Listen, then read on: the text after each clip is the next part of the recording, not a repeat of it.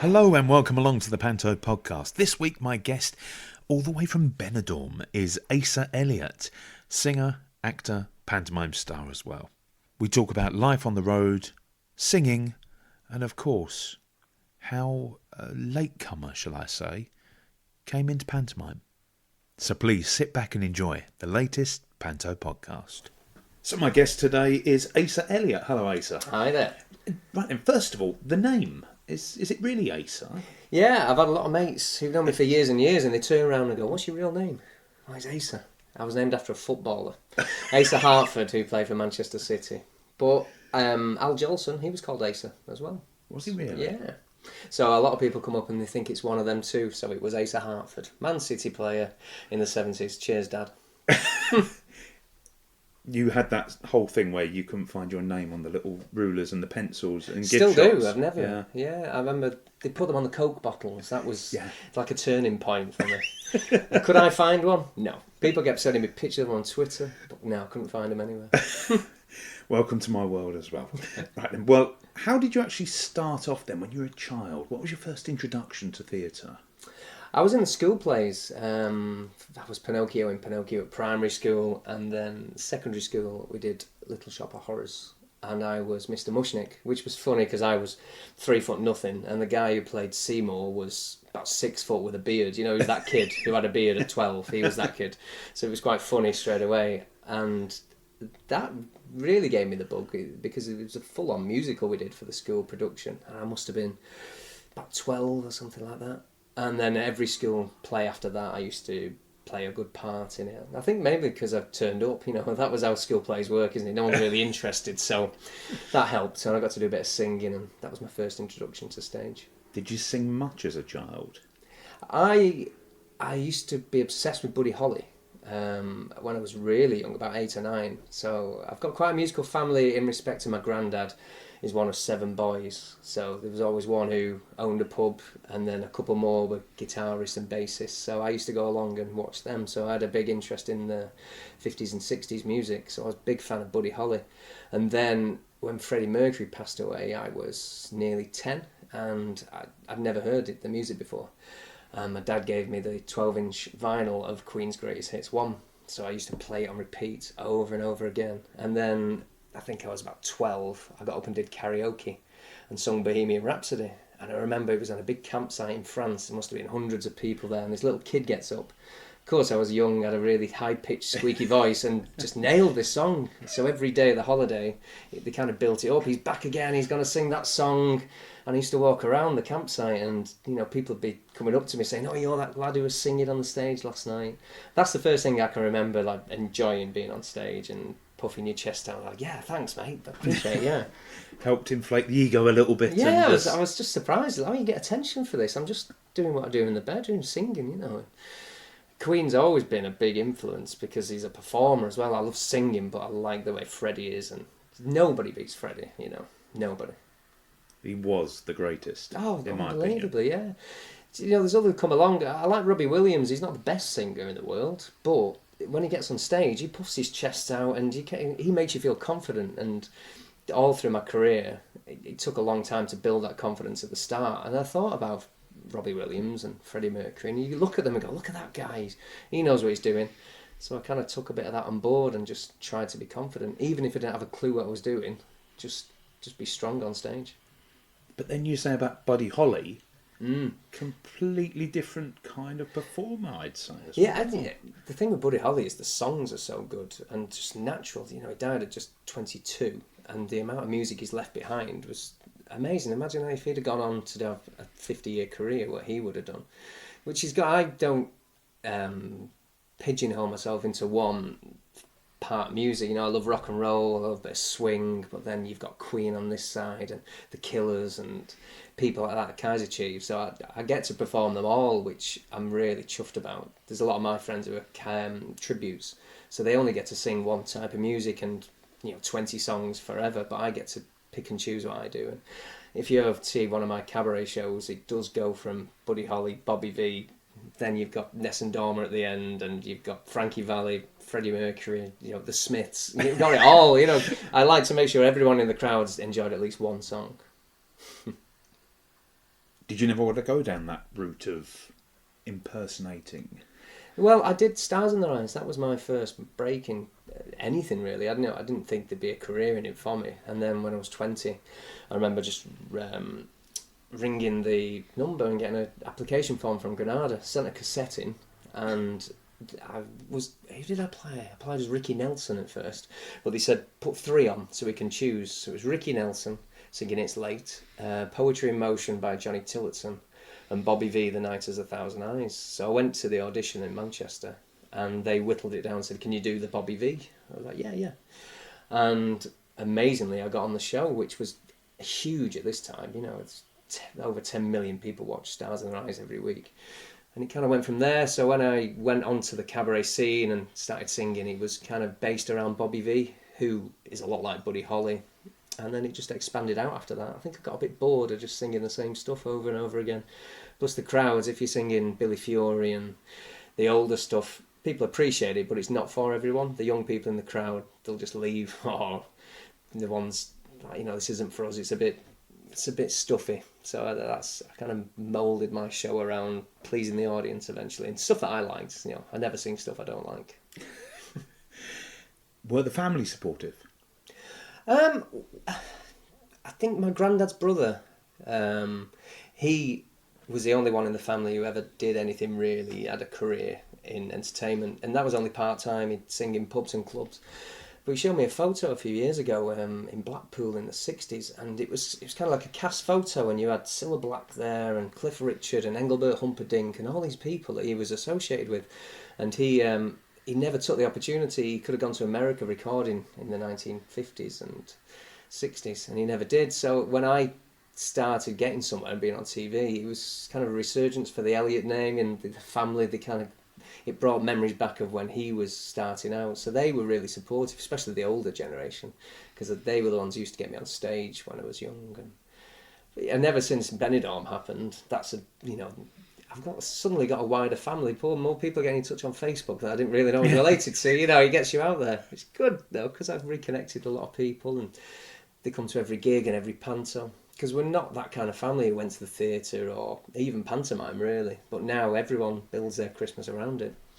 And yeah, they're all really supportive now. It took a while at the start to convince them that I was going to do anything with it, and they just let me do it. But then when it started going well, then they were really happy. I bet. You said then you didn't go and see pantos as a child. Do you remember your first panto you saw? I do remember seeing one. It was Russ Abbott in Manchester at the Palace Theatre. And I don't know why I remember that. I think we used to watch a lot of TV with my nan and granddad, and I just remember seeing him. But then I don't think I saw a panto until I was in it nearly 30 years later. So when I did my first panto, which was Bournemouth Pavilion Sleeping Beauty, it was completely new to me. And I thought it was the funniest thing I'd ever seen. All these jokes, I was howling every show. And then the next year, I did another panto, and the jokes were the same. I was like, what's this all about? And I didn't realise that pantos have common themes going through them, and ghost gags and things like that. I was like, oh, okay. I just thought it was a really fun production we were in. Well, it still is. It's about how you do it, isn't it? So yeah. I've done panto, I think this Christmas will be the 8th Christmas I've done. I've done every year bar last year when I was on tour. And there are some similarities, but I've worked for different companies as well, and to see how they interpret things and how a lot of them use more music or dancing or local comedy as well. I've done some quite small regional theatres, so there's loads of jokes that go over the cast's head, but the crowd are howling at it, name references of somewhere down the road and schools and things like that. It's fascinating. I'm still learning all about panto. What do you like most about it? A lot of freedom in panto. I like slapstick, and Airplane's one of my favourite films, and that kind of humour, daft Alan Partridge and funny stuff. And you can bring some of that into panto, it's daft and it's slapstick, so that's fun. And I enjoy every Christmas meeting a new cast, because you learn something from each person too. I've worked with some very funny people. I love funny people. Not people who just read a script and it comes out as funny, but people who are funny behind the scenes and ad lib, and some very clever people I've worked with. So I get a real buzz from them. A couple of people. Phil Butler is a comic by trade, and he plays buttons and parts like that, and it's hilarious. A guy called Simon Grant, he was on, what was he on? CBBC about 40 years ago. But he's hilarious, you know, so we had a really good time them times. I just like a real funny panto. Is there part of you then that would like to become more comical? I would. I think eventually I'd like to play the comic, a Buttons, or I might get away with Prince for another year or two or something like that, but there will become a day when it just looks weird. So, yeah, I'd like to do that. There's a lot of Buttons out there who need a bus pass, to be fair. Yeah, which is fun, you know, but then when you think the Princess is 19 and Buttons is 64, it's like, okay, yeah, we can make that believable, I suppose. It's Panto, anything's possible. Yeah, exactly. Smoke and mirrors. What was it like then when you came out that very first time on the pantomime stage and you heard the reactions of the kids?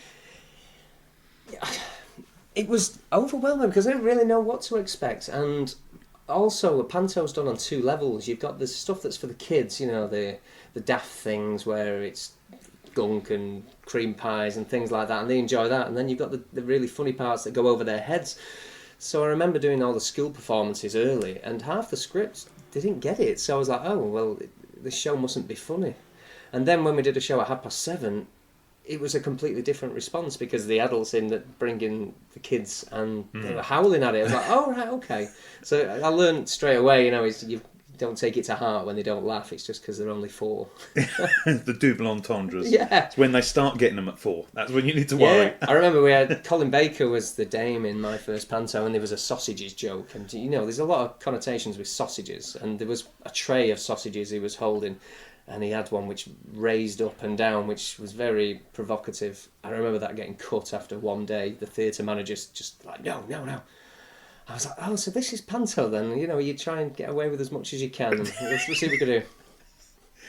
Have you got many funny lines coming up this year, do you know? I've not got the script yet. It's August now, and I'm in the dark of what I'm doing.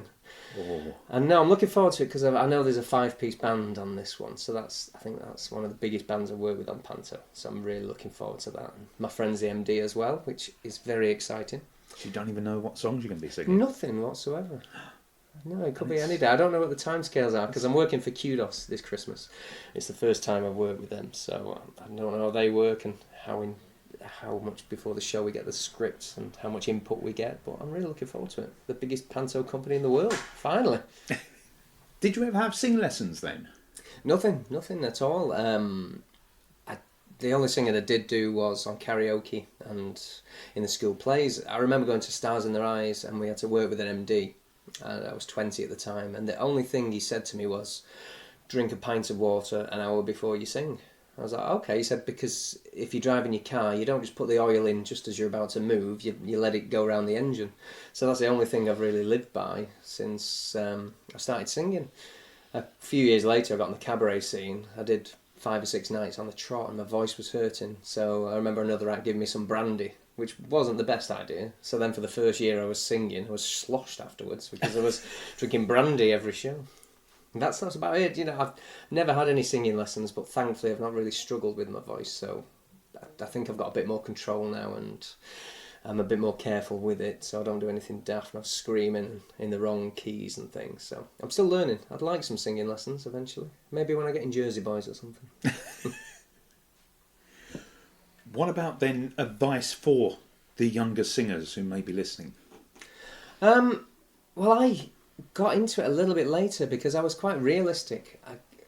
When I was younger, I went straight into work when I was 17. I was really studious at school and I wanted to do media and theatre studies, but I didn't know anybody who did that before, so I didn't get any advice. So the thing I did was Stars in Their Eyes, which was a lucky break. Not everyone gets that. But when that aired on TV a couple of years later, I just put myself out there. I did a gig in the local pub. I used some borrowed equipment, sung every song I knew, and it went down really well. And a few years earlier, I'd worked in Benidorm as a barman. I did the summer out there. And I remember watching the acts on the circuit, and I always thought, you know, I could do that because it's just a bloke standing there for 45 minutes singing songs. I could do that. And I held that in my brain and until Stars in Their Eyes was on, and I just drove over to Benidorm. I had a poster made up with the one picture that they gave me from the show, and I said, right, Asa Elliott, Stars in Their Eyes, can I have a gig? And they kind of laughed me out of the place. They went, well, what is it? I was like, well, I don't know. And then thankfully I did a gig for free in a small cabaret bar, and he said, right, you're on every night from tomorrow. I was like, really? He was like, yeah. So the next night I stood behind the microphone stand, didn't move, didn't say anything between the songs apart from this next song is.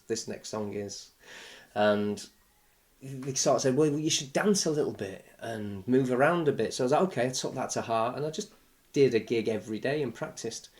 So that was the thing that I'd say, is try and do as much as you can. It's quite a unique position being in Benidorm as a place, because these 50, 60 venues you can sing in every single day. And they've probably got 3 or 4 artists on every night as well. So there's a lot of gigs out there to get one. I think the closest would be Blackpool now, and always has been, to do multiple gigs in a week. And that's the best thing. You can sit at home, plan out a gig, plan out what you're going to say, but unless you practiced it, you're not got a show really. It's just you singing songs. Even when I've had some time out, it takes me a while to get back into the swing of things. I was on tour and didn't do a cabaret gig for a year. And last month I went back to Spain, and you kind of get back into autopilot, but it took a week to get into it. So practice does make perfect. Get as many gigs under your belt as you can. If you know somebody who's already on the circuit, see if you can get on their show, do a couple of songs or a duet. It's just all experience, really. It makes you feel comfortable on stage. If you just sit in your house and then all of a sudden there's 500 people in front of you, it's very difficult to switch from one to the other, so you've got to become comfortable with it. I wish I'd have gone to drama school in London or something like that, but that opportunity wasn't there for me, so I think that's the best route you can go down. Did you kind of learn on the job then? Completely. I did. I always said it was an apprenticeship in Benidorm, because I did go out there as just a bloke who did karaoke, and I just did gig after gig, and I worked out one year I did 500 gigs in a year, because I was doing 2 or 3 a night, travelling from venue to venue, and I remember doing a gig to 2 people. They just sat at the front row staring at me, and I learned so much from that. If you can do that, you can do anything. You can have 10,000 people. It's more difficult when you've got to keep the attention of a few. So yeah, it was my apprenticeship out in Benidorm, and I'm so grateful for it. And over the last 15 years, I've always gone back and done a week or a month, and gained a good following from that too. They still come to the Pantos, and a lot of them had never been to one, and now they come every year. They make a trip out of it. They're very loyal fans. A lot of old ladies as well. They see me as a bit of a surrogate grandson. Did you ever get the nerves? Or do you still get the nerves? I only get nerves now if I'm not 100% sure of what I'm doing, if I don't know the words to a song properly, or if I'm struggling vocally, or I've got a cold or something like that. But apart from that, no, I don't really get nerves now, because what's the worst that can happen? I remember standing in the wings on my first show, and a guy let a bit of scenery go, and it flew on stage and then came back. It was only 5 seconds. I was mortified. And he turned around and said, well, the world will just keep turning. I was like, yeah, you're right. What's the worst that could happen? It's gone now, so don't let it worry you. I used to get really hung up on instrumentals in songs, because when you're on the stage on your own and there's a 20-second instrumental, what do you do with that 20 seconds? Do you fill it with awkward talking? Do you dance? And I'm not really a dancer. And you just have to stand there and style out those 20 seconds. But that used to make me nervous. I used to cut all the songs with instrumentals. But no, nerves have gone now, really. I enjoy it when they've got a tough audience, because then you've got someone to win over as well. So that makes a lot of people nervous. Don't be intimidated by them. They just want to be where you are, really. And there's been a noticeable change as well since the X Factor came on and Britain's Got Talent. The crowds have changed, because everybody now thinks they can sit and judge you, whereas when I first started cabaret, they just enjoy the show, and there was no tributes in Benidorm. It was just such and such a person from Wigan and Asa from Manchester and this and that. But now it's 95% tributes, because people's attention span is like, well, I want to know exactly what I'm getting. I want to know what songs you're going to sing. They don't give it a chance. So when they come and see me, they sit there with their arms crossed and go, right, what are you going to do? Entertain us. I'm thinking, you're so lucky to be on holiday watching top-class entertainment in all these venues. Just enjoy yourself, Sit back and take it in. These are professionals you're watching.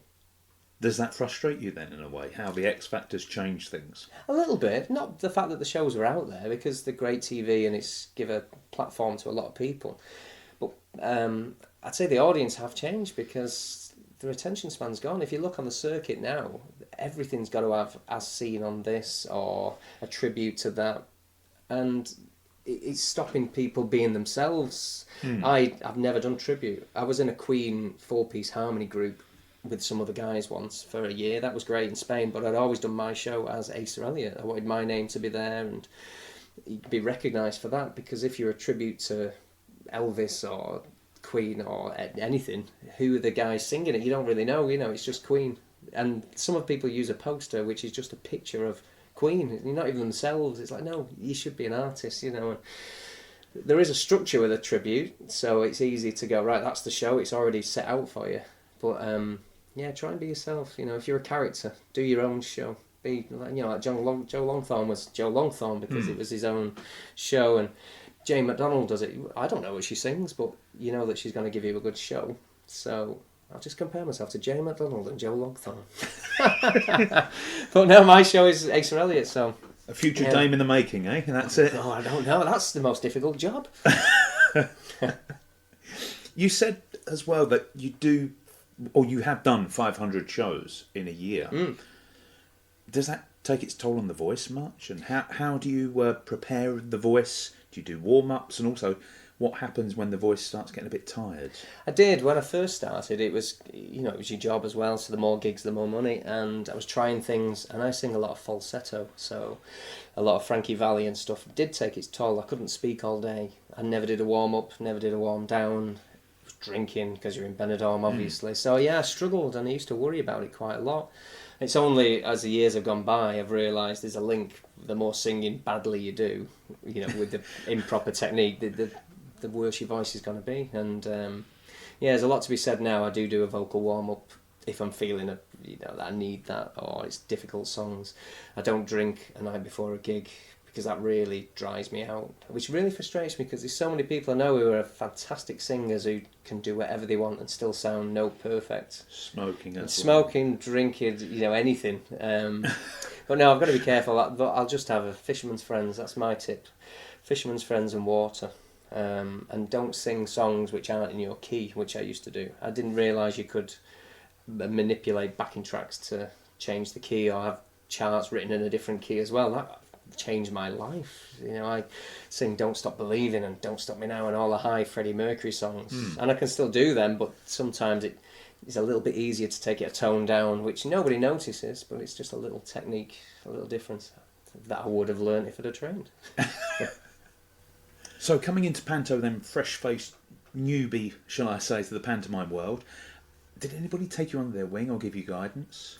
Yeah, we had a great cast. It was the Bournemouth Pavilion, and it was directed and starred Chris Jarvis, who is Panto legend. He's been around and done Panto. CBeebies legend yeah, as well, he's phenomenal. And he directed our Panto, and he really took me under his wing. I think everybody else had done Panto at this point. Sue Pollard was in it, and Colin Baker.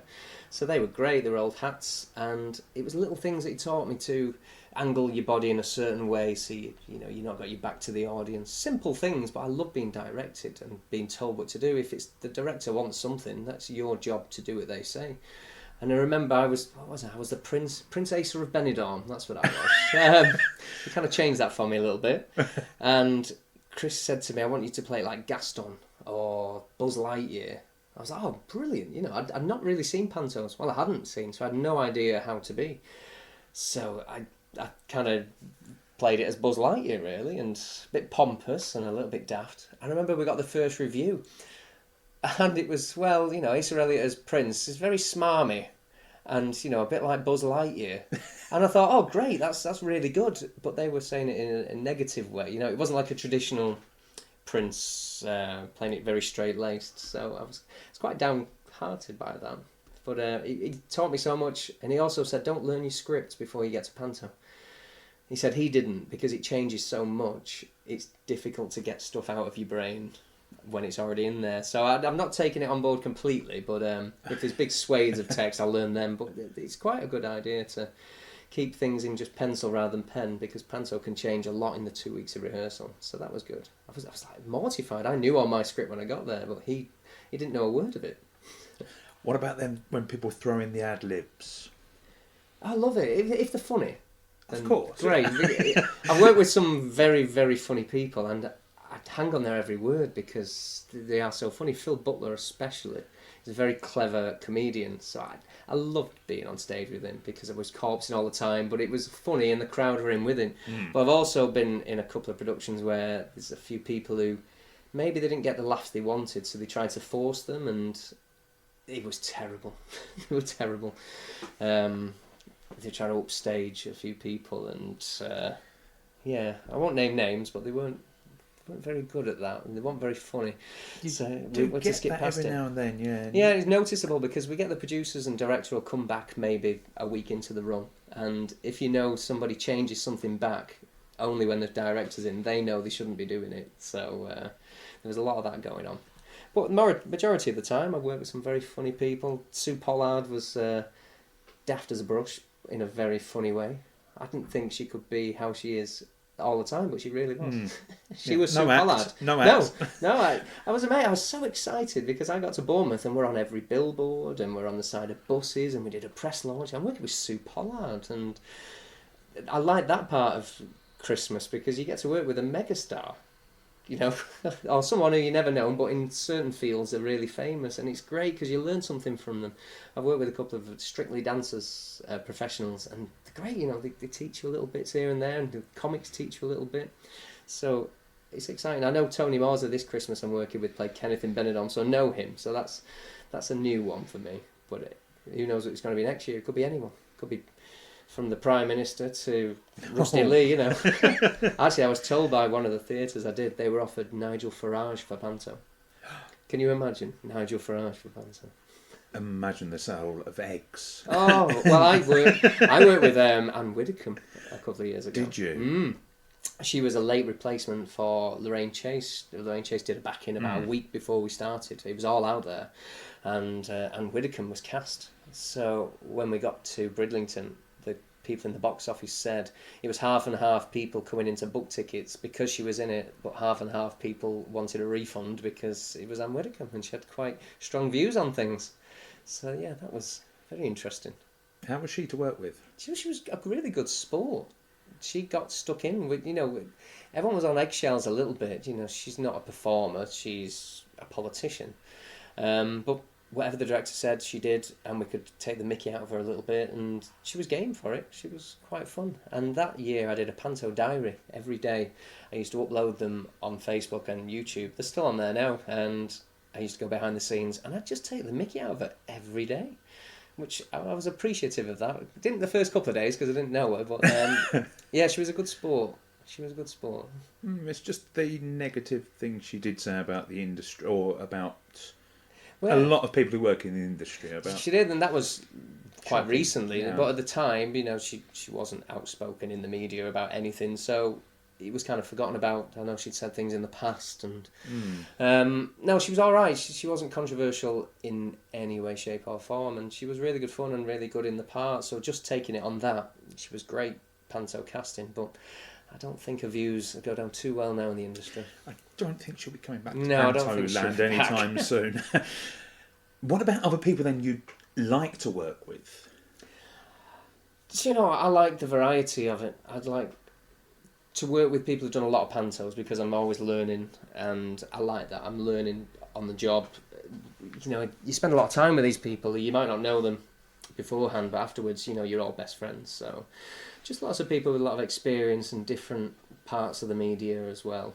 And just hear their stories. I did speak to Anne Widdecombe about, she was talking about Margaret Thatcher. You know, that was different because then you've got Sue Pollard telling me about filming Heidi High and things like that. It goes from one extreme to another. Yeah, Rusty Lee, I didn't really know about Rusty Lee. She was more of a star in the 80s and 90s, so I got to speak to her, and it opened a whole new world of that era as well. So, Well, she was huge back in the 80s, TVAM and all that business. allegedly, yeah, I didn't really know much about this. Only a little bit Yeah, just a little bit older than you. But she was in Benidorm a little bit as well. She did an episode, so we had something in common there. Sue Pollard was also in Benidorm and did that. So this industry is quite small when you scratch the surface. You kind of know someone. What's that? So many degrees of separation in this industry. It's not many. You'll know a mutual friend or someone will have worked on a job that you've done, and I like that. I've done a few years now, and I feel part of it. It was difficult at the start because all the names thrown around, all the venues, I didn't have a clue. But I've done a couple of tours and been around the country, so I feel a bit more confident with that now. The TV show then, Benidorm, how did that come about? Well, Benidorm, as you might know, is about the place Benidorm in Spain, the resort, and it's filmed on location. So when it first started, the first couple of series, it was kind of the circus coming into town. We didn't really know what it was, and it was exciting. I got to know the writer, Darren Litton, and he likes a lot of swing and a lot of older music, so he used to come and watch my show, which was exciting as well. And one night he came in and said, "I'd love you to be in my show. I'd love you to." And I was thinking, that'd be amazing. I took it with a pinch of salt because you never know. And I'd actually moved back from Benidorm. I got a real job. I worked in a bank. And I was gigging at weekends in a wedding function band. And I got an email from Darren, said, "Oh, we've written a part for you in Benidorm. You're playing Asa Elliott." I was like, "Oh, what? Really?" He said, "Yeah, can you come next week to film? We'll get a courier to send you over a script." And I just didn't know what was going on. They said, "We're going to pay you this money. We're going to pay your flights. We'll put you in a hotel. We'll feed you everything. And we'll get the producer to call." So that was it. The week later, I was in Benidorm playing myself. Because I'd been a turn on the circuit, it kind of adds a little layer of realism. There's quite a few people from the series who've been out in on the cabaret scene already. I remember there was one episode with Vicky Layton, apparently. Yes, the very famous Sticky Vicky. There's a lot of... Because Benidorm is such a popular resort. Everyone watches it if you've been and go, "I've been there, I've sat there, I've had a drink in there," and it's kind of, everyone points at the TV and shouts at each other in Benidorm. So when they see me, they go, "We've seen him. We saw him singing in that bar." And that's kind of how it works. And I did one episode in the Christmas special. I got a good chunk of time, 2 or 3 minutes on there.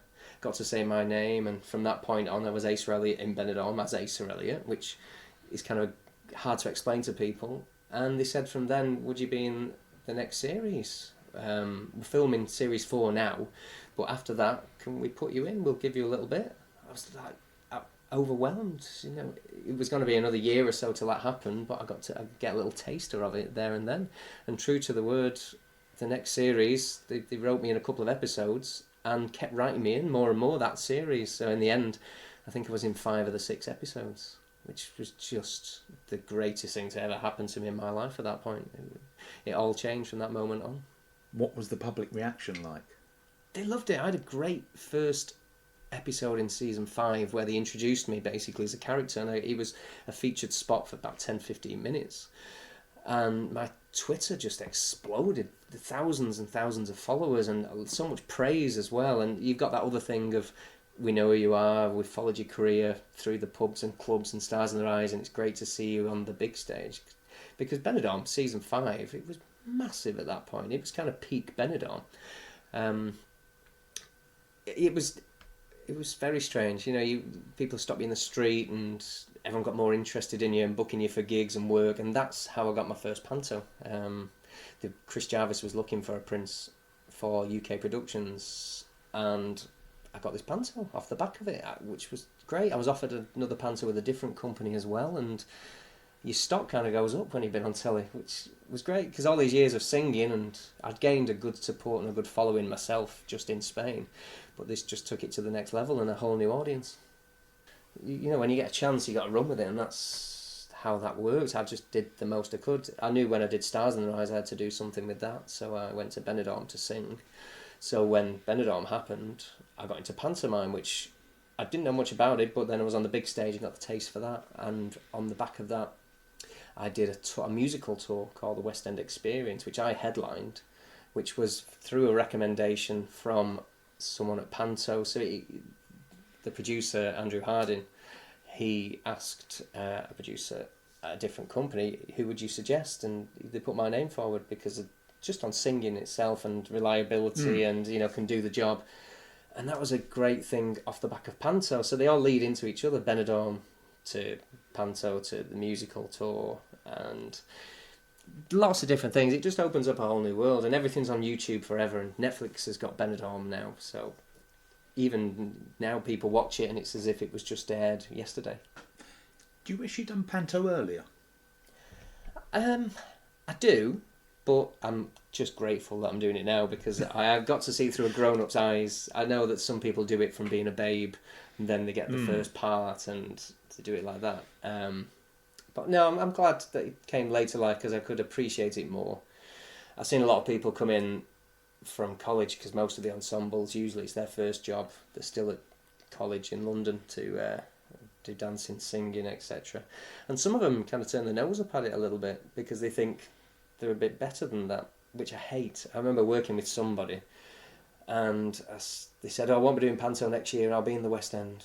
I'll be doing this, I'll be doing that." And you know what? They never worked again. They turned their nose up at it. And some people sneered at Panto at first because they didn't know what it was. And some people out off TV and in the industry, I'd never do it. I'd never do Panto. 2 years later, they got their face right on there. So, no, I really appreciate what it is, and I appreciate how much it means to people as well. If you say something bad about Panto, you can offend a whole community, a whole town. I know there's some stories of people going down to certain towns and slagging them off online. You get found out. You can't be like that. You're a patron for the company and the pantomime. No, it's really exciting. It's a good way to see the country as well, and these communities and different theatres. It opens a whole world of knowledge for you. And the Benidorm tour, because that was quite gruelling, wasn't it, over the 9 months? Yeah, we did. I think it was 28 venues a week at a time, 4 weeks in Birmingham. But we did all the number one venues around the country. So all the places I'd seen before, it was just... I got to do the Palace Theatre in Manchester, which was bucket list. That's my hometown. And I went out on the stage there after all the musicals I'd seen. And I wanted to cry. I was like, wow, I was just the other side of the stage here. I remember Darren came down to watch it. He wrote the show and he starred in it at some point. And he said he was buzzing because I was so excited. He kind of got off that energy because I really appreciate being on there. And you don't take it for granted. Every time I finish a show, it might be the last time you're ever on stage. Probably won't be, but it could be. If no one offers you another show, you've got to make the most of it. And going back, you said about the reliability factor. Yeah. You've always sort of said that you've never missed a show and that you... Yeah, it's important to you. Very important, because it's your job at the end of the day. Yeah, it's an art as well, but you've got to do your job first. There's some people who can drink till 5 a.m. and go on stage at 12 o'clock and be absolutely fine, and if you can do your job, it doesn't matter what you do off stage. But I know if I indulge the night before, I'll struggle, and I don't want that to be what people pay money for and see.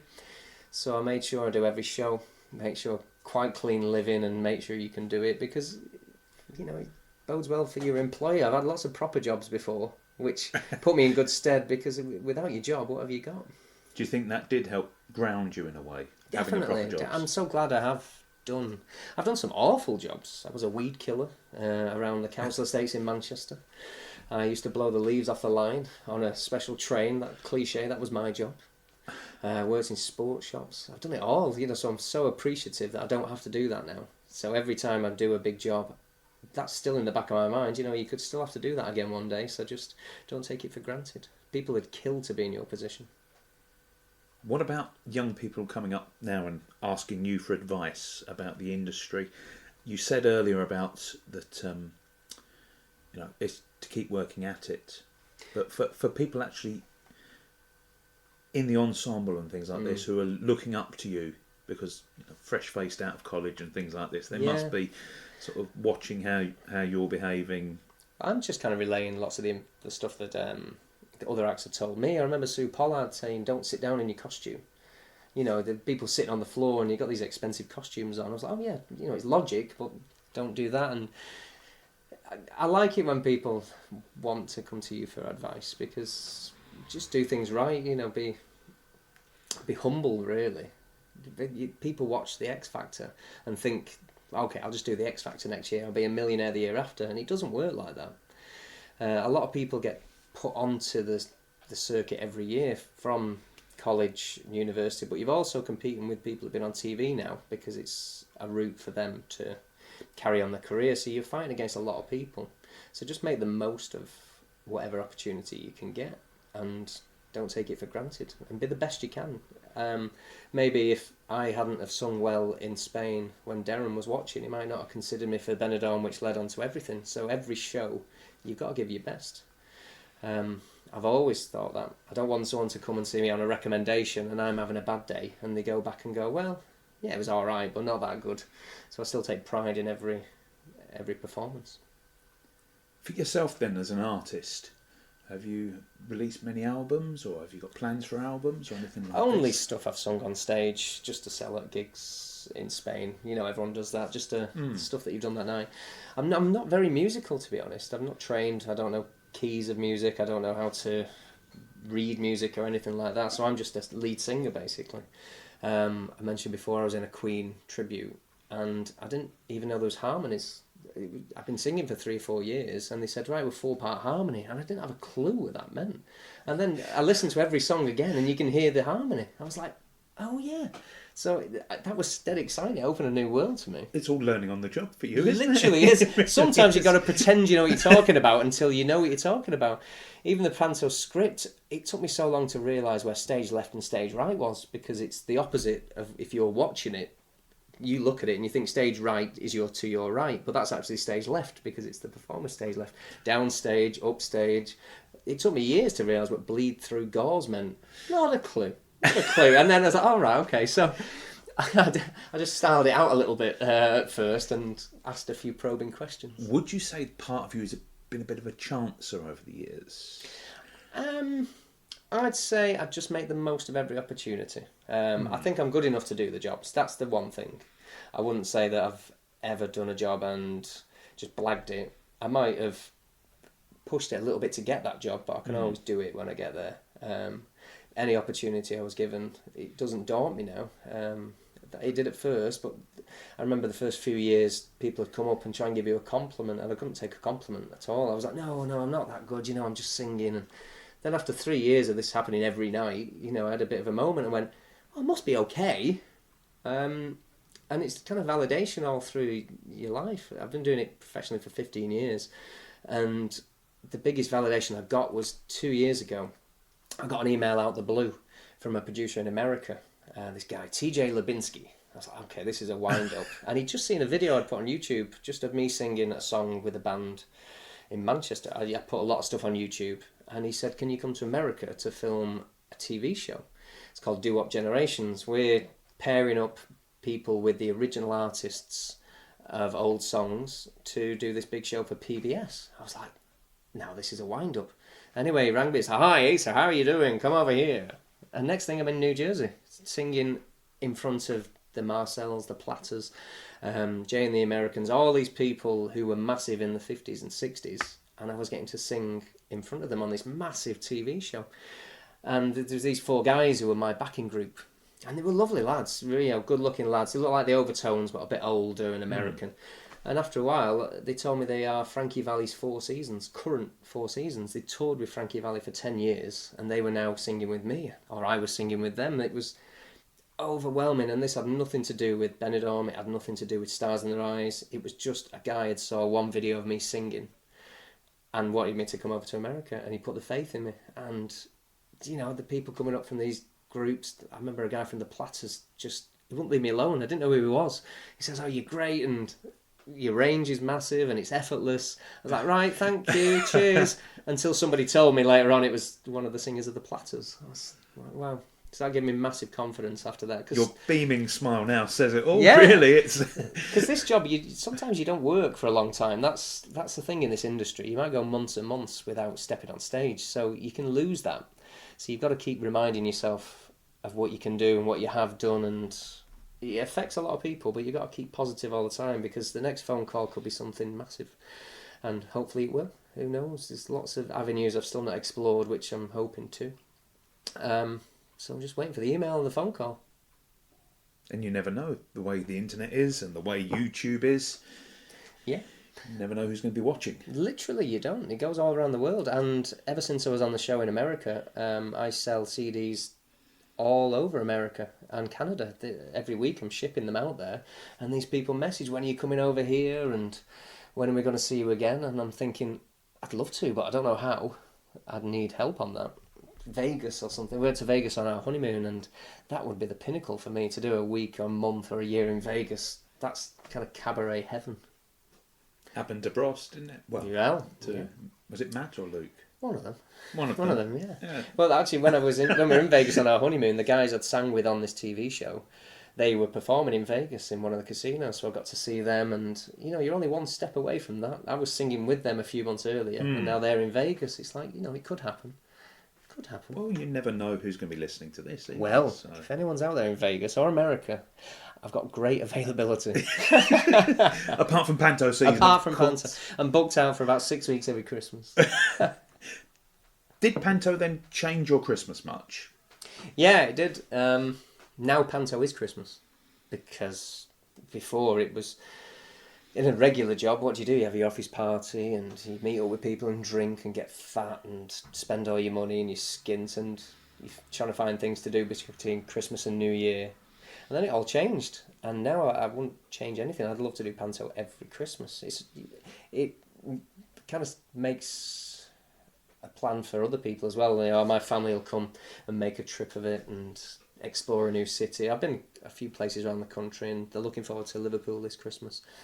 I can't wait. I didn't do Panto last year because we were doing the Benidorm live tour, and it was weird. Did you miss it? I did. I missed the Christmas Eve performance, because that's what you look forward to. That's always the one that's buzzing, where people book it out early as they can. It's always sold out Christmas Eve, and you see the little kids coming up, and it's probably the first time they've been to the theatre as well. It's such a tradition, and it's great to be part of that. It's immortalised as well. I'm doing Liverpool Empire, so I looked back at the posters people have done there before, and I'm going to be on that list, and that poster's going to be there forever, alongside Mr. T and Pamela Anderson. Are there any parts in pantomime you'd really like to play, or any scenes that you'd like to be part of? Because as Prince Charming, I could imagine you doing song sheets, but obviously that's not the Prince Charming part. Yes, I'd love to do the song sheet. I really would. I've seen some very funny people do them, and I think that would push you, because you've got to react. It's not scripted, really. You've got to react to what the kids are doing. So I'd love to do that eventually. I'd like to play a few of the parts. I'd like to play a baddie. I'm not a typecast baddie. I've never, it's always been a Prince or Aladdin so far. But I'd like to play baddie. I'd love to play Buttons as well.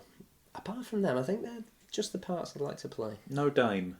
No, I don't think that's for me. I think it takes a certain kind of person to play a dame, and yeah, I don't think that's my part. I think there's a bit of wickedness in you there. I'd love to be the wicked. booze. Yeah, maybe part of an ugly sister. That'd be fun if it was paired with somebody hilarious. That could be great fun. But it's such hard work seeing them do all the costume changes and the makeup. I get it easy, you know what I mean? I quiff my hair back and I'm a prince, and that's it. I'm done. Go on stage. But the amount they have to put into their performance, you always see every dame lose so much weight over Christmas because they're working so hard. Remember, Damien Williams did Panto this Christmas just gone, and then he came back to Benidorm Live literally the next day, and he'd lost so much weight because he'd been working so hard.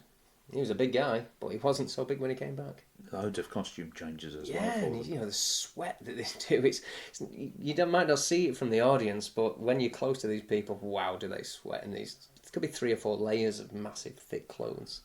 Is there anything about Panto you don't like? I don't like it. Only maybe some people's idea of Panto. People who don't go, who turn their nose up at it, that's what I don't like. I love everything about Panto, but some people's opinions of it. It's like, go and see one and you'll enjoy it. And I've had to do that with some of my friends and family. They'd never seen one. Why would I go and see it? And then they love it. So, yeah, Panto's great. It's great. to let your hair down, isn't it, really? It's just... Yeah, it's kind of a balance between hard work and good fun. And I like the fact you can change things a little bit, which you can't do in straight plays. That's it, the script is the script. And TV especially is word for word. But Panto, I think in the first shows, no one really knows it properly as well, because you've only had maybe under 2 weeks to learn it, so you're still finding your feet, and it changes. If you watch the first panto show in a run and the last one, it'll be very different, and I think that goes for any panto really. What about slosh scenes? I've never been a part of one, but I do like to watch them. Honestly, I've had it really easy. Aladdin, the Prince, not many costume changes. I get to sing and look like Aladdin or a No prince. regular showers throughout the whole Yeah. throughout the show. It's just Yeah, you always see the costume change after a slosh scene, and oh wow, the mess that people make. I've been able to custard pie a couple of people, which I've enjoyed, but I've never had it myself. So that's to come. Who knows? Maybe this year. I don't know. I've not had the script yet. And for you, anything else that you'd like to do in your career? It's still a blossoming career, really, isn't it? There's loads I'd like to do. Something I've been trying to do for years is cruises, guest entertaining, because I've done a few gigs with my band now, which beats backing tracks any day. So I just want to do the Asa Elliott show on cruises. I've got an agent there who's fantastic, and they're just not biting at the minute because, again, there's a lot of tributes and people want to know exactly what they're getting, and it's hard to put my show into a box and say this is what it is. So yeah, that'll be a big step for me. For 15 years I've wanted to do cruises and they're just not bitten yet, which I'm very surprised at. I've not had I was offered one. That's one of the biggest things that I wish I could have changed. I had so many bookings and I was offered a cruise and I couldn't take it, and I'm devastated about that. But that's one thing, cruising, more stage. Jersey Boys, obviously like to be in that. That's my dream show. And maybe to create something as well. I put a lot of shows on. I did one a couple of years ago where it was called Swing Your Heart Out with a 10-piece swing band. I produced it, took a year to do it, and I really enjoyed that side of it, so maybe producing stuff in the future as well. What about writing of songs? I'm not very musical, so it's never something I've really thought about. I've got some very talented friends who I'd like to sing maybe their original stuff, but for me, it's just never been an avenue I could go down. It's not been explored at all. But writing, I'd like to write something, be it a play or a TV show or something like that, in my spare time. I'd give that a go. I've got a few ideas out there and I've storyboarded a few things, but it's such a big job, and I've not got the concentration span of some. So on your travels then, how have you found audiences? Not for Benidorm, but for the pantomime. So any audiences you warm to more, being a Manchester lad? I think the further north you are, the more daft humour they like, with Panto. Bournemouth, it was that long ago, Bournemouth, I can't really remember it. I was just I was just in awe of the whole thing as it was. And since then, I've mainly done up north. Did Lowestoft on the coast. That was quite fun. That was a lot more adults than kids, like every show. That was interesting.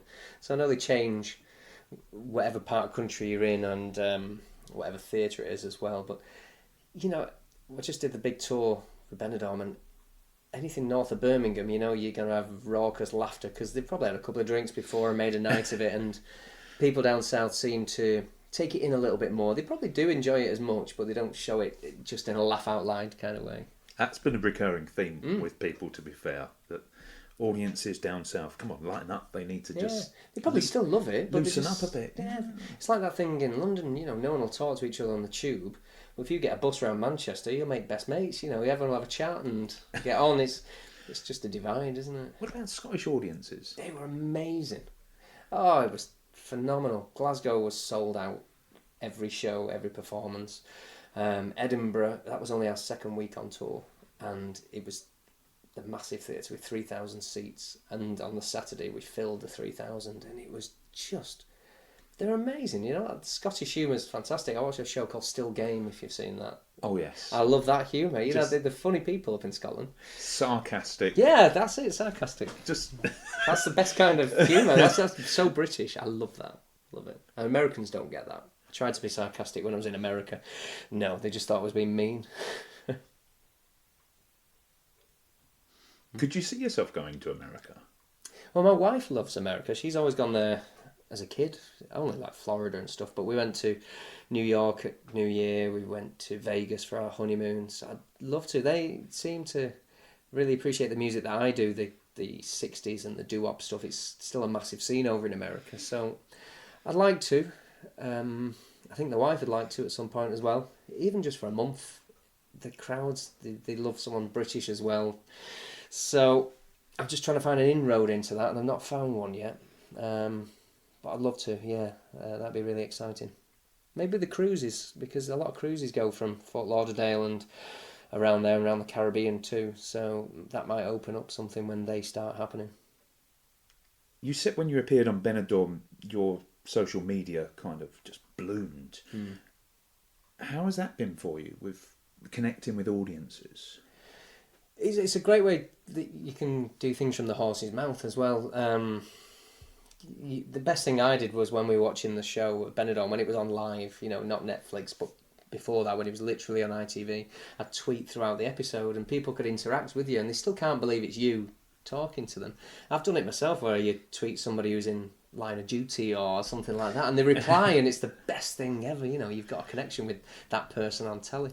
So I like that, how people can ask you stuff directly, and I put a lot of videos on YouTube when I've filmed stuff with a band or I've had promotional stuff done. It just keeps you in people's minds, because there's always somebody else out there who can take their attention away. There's always someone else they can listen to or watch. You get in a wormhole on YouTube, don't you? That's how you watch one thing, then all of a sudden you're watching Japanese commercials. But that's how I got to America. I was on a TV show because of social media.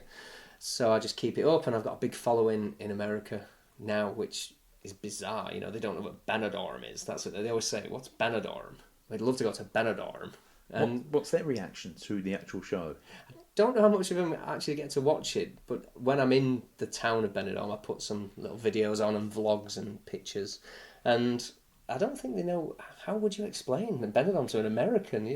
Apparently it's a bit like, where was it in America? Atlantic City or somewhere like that. Like a resort where people go if they don't want to spend too much money. It's kind of, Vegas is the big place, but Atlantic City is the second place where they'd all go and visit. So I like to spread the word. I'm kind of an ambassador for Benidorm as a place. I love it. I used to go as a kid on holiday, and it's stuck with me, and it's been integral in everything I've done. So I love to spread the word of Benidorm. Can I make a confession? I've never been to Benidorm. Well, there must be an excuse to go. Oh, come on then. Well, I'm going in a few weeks. I think. It's got something for everybody. Be the roadie. There we go. Yeah. You've mentioned comedy is quite important to yourself. Is there part of you that is kind of a frustrated comedian? I'd like to create comedy. When you do cabaret, I do lots of little daft throwaway things, which some of the audience get and some of them don't. But, I've appeared in Benidorm, which is a comedy. Panto is a comedy. I just love comedy. So I'd like to maybe write something that'd be comedy eventually, because I love Airplane and Naked Gun and slapstick, sarcastic stuff. So I want to see more of that. I know it's quite difficult nowadays because everyone's kind of tiptoeing around certain issues and things you can joke about, and that makes it difficult. But yeah, there's a lot of comedy in my show as well. I'm a singer by heart, but I'd love to do a little bit of comedy in there. Maybe this Christmas I'm playing Tiger Billy in Liverpool Empire, which I'm not sure it's Tiger Lily's part, but it's played by me. Maybe it'd be funny, because it's the first time I've not done Prince or Aladdin. We'll see what the script says. What are the legs like? Mine? Hairy. I don't know too much about this part. You've not seen the costume? I've done the press poster, and we've got the press launch in October, so I've seen the costume, which is slightly revealing, so I've spent a few months in the gym since then. So, I love getting a new script and not knowing how it's going to be, and I don't know who's directing, so I look forward to getting their direction and taking it the way that they want it to go. Would you ever try stand-up? Someone said that to me when I was struggling to get on cruises. They said, why don't you do it as a comic? And I know it's not an easy job, and comics have it very difficult. When I work with them, it's such a tough gig. If you stand there and you've just got to make people laugh, if you don't make them laugh, what do? You can't just sing over them. That's what a singer does. You just sing another song. I came on after a comic in Spain once. He went on and came off after 5 minutes because the crowd just wasn't into what he was doing, and that kind of scared me after that. I'd love to do some comedy, but you've got to do a lot of practicing a lot of warm-up gigs for that. So, you know what, later in life, you never know. Well, it's come to that point of the podcast where I would like to ask you your dream pantomime. You can be in it, you can be sitting in the audience watching it, you can choose the venue, and you can choose your cast, alive or dead. Well, it's quite a difficult task to pick your dream panto. Put some thought into this. I think Cinderella would be the production I chose. I appeared in Cinderella once in Chesterfield, and the response was magical. The kids loved it. It was such a fairy tale. So I go for Cinderella. Now, I've been on the stage at Manchester Palace Theatre. That was my dream theatre. So the next step after that for me in this country would be the Palladium, of course. That's a bucket list place to do. So we'd put in the Palladium, and they'd have the budget as well. And, right, Buttons, he's never done it, I don't think, but I think Ricky Gervais. I think that kind of humour. Ooh. You know, he'd have to tone himself down a little bit, but I just want really funny people in my panto. I want it to be hysterical. So I think Ricky Gervais could add quite a lot. I don't know if he'll ever do it, but it would be very funny.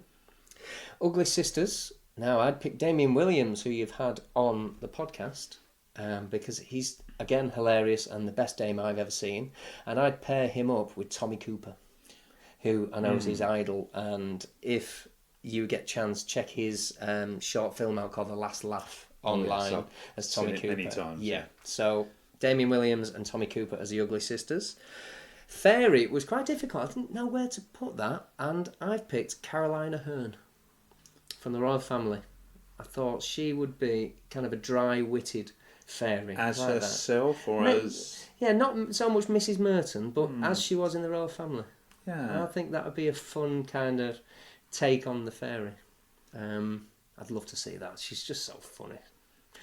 Who else have we got? Dan Deeney as Jimmy Carr, another comedian.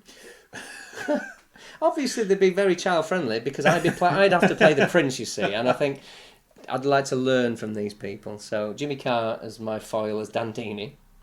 The Baron, I worked with a bloke called John Lyons in pantomime. He was in Touch of Frost with David Jason, and he's the sweetest, nicest, funniest man. He's 70-odd. He's done panto forever, and he taught me so much, and he was such fun to be around. He had so much energy, and he's still doing panto now. He must be close to 75, and he's great. So he's a personal favourite of mine. He played the Baron. For Cinderella, I would choose Cara Dudgeon. Now, Cara Dudgeon isn't a name that you'll probably know, but she did panto with me in Chesterfield when we did do Cinderella, and she was just the most professional performer I've worked with. She did every single show perfectly. You find this in pantos. You'll go and see, you'll see the poster, you'll know the names, you'll know such and such a person from the X Factor, this, that and the other from EastEnders, and they'll have a great supporting cast. And the people I've worked with over the years, some of them outshine the named cast completely, and Cara did that. She was the perfect Cinderella. Look her up. I think she's just going on a cruise for a year now, playing Sandy in Greece, but she's a very talented girl. She's done a lot of pantos for Evolution as well, so she's going places. And that's my dream panto. Well, Asa, thank you so much for taking part in the podcast. Thanks for having me and listening to all my rabble.